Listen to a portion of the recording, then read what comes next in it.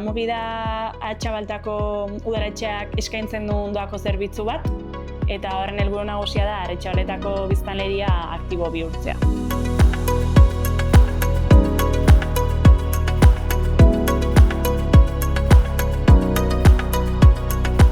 Proiektu hau berez, dela 9 bat urte Eusko Jaurlaritzatik mugiment proiektua abian jarri barzala eta esperientzia piloto moduan Atxabaletako udalari eskaini zuzkuen proiektu hau martxan jartzia. Hainbat eragileen artean gauzatzen dugun proiektua da. Bai osasun zentrua, osasun saila, bai gizarte zerbitzua, bai hezkuntza saila, bai herriko gainontzeko eragileak, nagusien elkartea eta oso lagungarri da guretzat, Atxabaltan mugiko zerbitzua hemen osasun zentruan bertan egotia, zeholan be, detektatzen dugunean norbait inaktiboa dana, hartzen dabia zuzenian txanda bat edo hitzordu bat hemengo orientatzaileekin. Jarduera fisiko orientazio zerbitzu honetara bideratzeko gure herritarrok dauz 3 bide.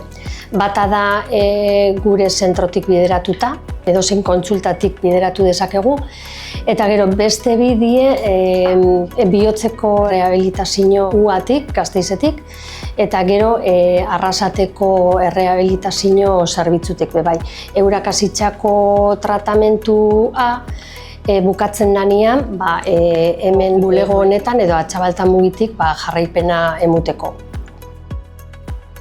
Orduan hemen egiten ditugu elkarrizketa ezberdinak, lehenengo elkarrizketa izaten da pixkat elkar ezagutu eta pixkat erabiltzaileak azaltzaigu zein den pixkat bere egoera ditun lesioak, patologiak, zein den pixkat bere egoera fisikoa. Pixkat baien egoera zein den kontuan hartuta saiatzen gaiten jarduera fisiko programa bat pertsona hauentara egokituz. Pues me ha ayudado por ejemplo, la espalda, el hombro que tengo, pero bueno, algo mejor. Las ganas de hacer otras cosas y la ilusión, o sea, te anima un montón, estás como más positiva.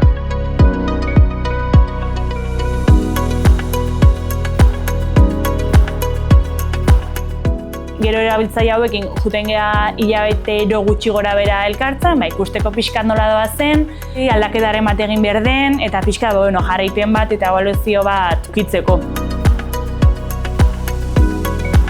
Banitze medikora, eta esan etortzeko ona, gimnasia hitzen. Oso gustora, jendeakin oso ondo, jendea jatorra die, eta andereinua oleire oso jatorra.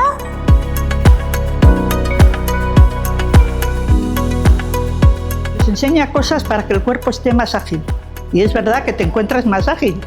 Sí, no, si no te quedas torpe. Esa es la realidad, así. Es igual que caminar. Si dejas de caminar, te pones torpe. Y es una cosa que te viene bien para ti, para tu mente y para tu salud. Para mí es una cosa muy esencial, de estar activa. Si estás en casa, te comes la cabeza.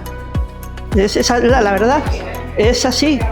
Y ya pues tienes amigas y hablas con ellas de una cosa y otra y ya te abres más y es una manera de vivir mejor, creo yo.